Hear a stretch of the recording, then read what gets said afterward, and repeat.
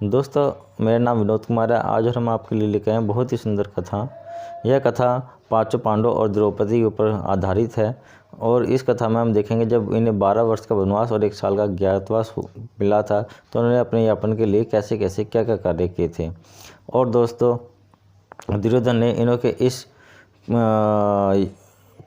प्रयास को विफल करने के लिए किस तरह से प्रपंच रचा, तो इस वीडियो को ध्यान से सुनिएगा और देखिएगा और लाइक और शेयर और कमेंट करना ना भूलिएगा। धन्यवाद। पांचों पांडव और द्रौपदी जब वन को चले तो उन्होंने कोरा कलसा लिया और लाल पुण्य के पुष्प लिए और सूर्य भगवान नारायण का तेज प्रकाश लिया।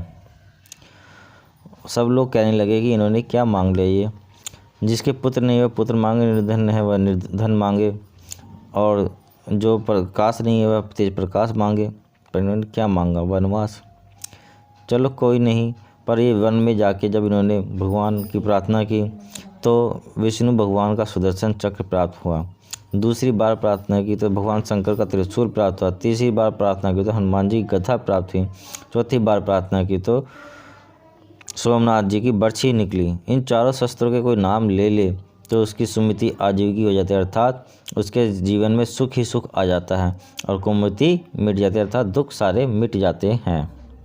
जब 5वीं बार प्रार्थना की तो एक तरी निकली और भगवान ने आशीर्वाद दे के कहा कि इस तरी के अंदर आप तुलसी का पत्ता डाल के मन में जो भी इच्छा चाहोगे वही खाना इसमें आप पका सकते हो, पर आपको डेली इसमें 88,000 ऋषियों को जिमाना होगा और आए हुए अतिथियों को जिमाना होगा, 5 पतियों को जिमाना होगा, उसके बाद आपसे हम खाना खाएंगे। तो यह तरी आपको अत्यंत मोहक भोजन प्रदान करेगी।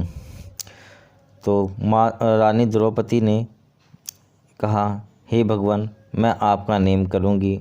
और विधिवत द्रौपदी रानी सुबह उठती, नहाती धोती और पूजा पाठ करती।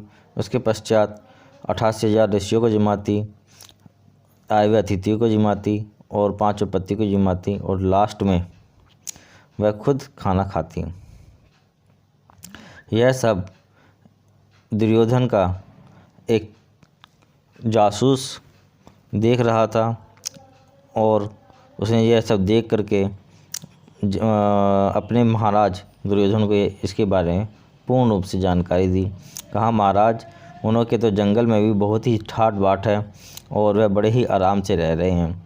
यह सब सुन दुर्योधन बड़ा ही दुखी हुआ और मन ही मन प्रसन्न भी हुआ कि उन्हों के इस पुण्य को कैसे ख़त्म किया जाए, यह सोचकर।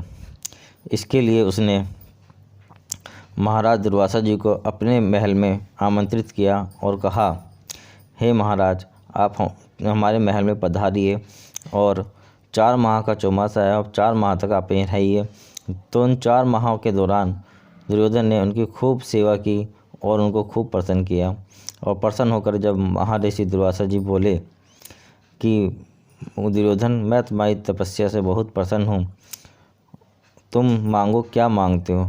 दुर्योधन कहता है, हे महाराज, मेरे पास तो आपका दिया सब कुछ है, ठाट बाट राजगृह सब मेरे पास है, पर मेरा भाई एक गरीब है और अपने 4 छोटे भाइयों के साथ और अपनी पत्नी द्रौपदी के साथ जंगल में रहता है। मैं चाहता हूँ कि आप उसे कुछ दें और मैं चाहता हूँ कि आप उसे श्राप दें कि उसका जो पुण्य है वो सारा ख़त्म हो जाए।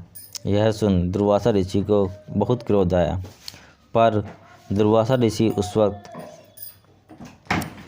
बड़े दुखी हुए क्योंकि उन्होंने दुर्योधन के यहाँ पे 4 माह बिताए थे और उसका भोजन ग्रहण किया था। इसलिए दुर्वासा ऋषि बोले कि दुर्योधन, मैं ना चाहते हुए आज तेरी बात मानूंगा, क्योंकि तूने मुझे भोजन ग्रहण कराया है, इसलिए मैं उनके पास अवश्य जाऊंगा। दुर्वासा ऋषि यह कह के वहाँ से चल दिए और महारानी द्रौपदी वही सुबह की बात ही उठती और नहाती धोती और पूजा पाठ करती और 88,000 ऋषियों को जिमाती, अतिथि को जिमाती और अपने पतियों को जिमाने के बाद वह स्वयं भोजन करके बैठी थी तभी उन्होंने देखा कि महाराज दुर्वासा जी 88,000 ऋषियों के साथ उनके द्वार पे पधारे हैं। यह देख पांडु भाई सारे घबरा गए कि महाराज ऋषि दुर्वासा जी वो भी इस समय और भोजन के लिए बोल रहे हैं। इतने कम समय में इतने अधिक भोजन का व्यवस्था कैसे की जाएगी, वह ये सोचकर घबरा उठे। पर जब उन्होंने द्रौपदी को यह बात बताई तो द्रौपदी ने कहा, हे स्वामी, आप घबराते क्यों हो जब हमारे साथ श्री कृष्ण हैं। श्री कृष्ण का नाम का जाप करो और वही इन सब दुखों को दूर करेंगे।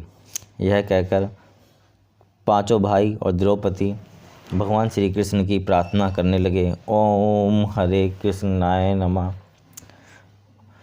ओम हरि, इस तरह से प्रार्थना करने लगे। प्रार्थना करते देख भगवान कृष्ण वहाँ प्रकट हुए और उन्होंने भोजन की व्यवस्था वहाँ पे कराई। और जब सारे ऋषि भोजन करके तृप्त हो गए तो वो जो वहाँ पे श्राप देने के लिए आए थे वो उन्हें आशीर्वाद दे कर के गए। यह सब कुछ देख दुर्योधन का जासूस जब दुर्योधन को बताता कि महाराज दुर्वासा ऋषि तो उन्हें श्राप देने के लिए गए थे पर उन्होंने तो उनको आशीर्वाद दिया और वहाँ से आशीर्वाद दे के वो चले गए। यह सुन करके दुर्योधन बड़ा ही दुखी हुआ क्योंकि उसने जो सोचा था उसका वो प्रपंच पूरा नहीं हो पाया। तो दोस्तों, लालच बुरी बला होती है और कभी किसी का बुरा नहीं करना चाहिए। इस कथा से हमें यही सीख मिलती है।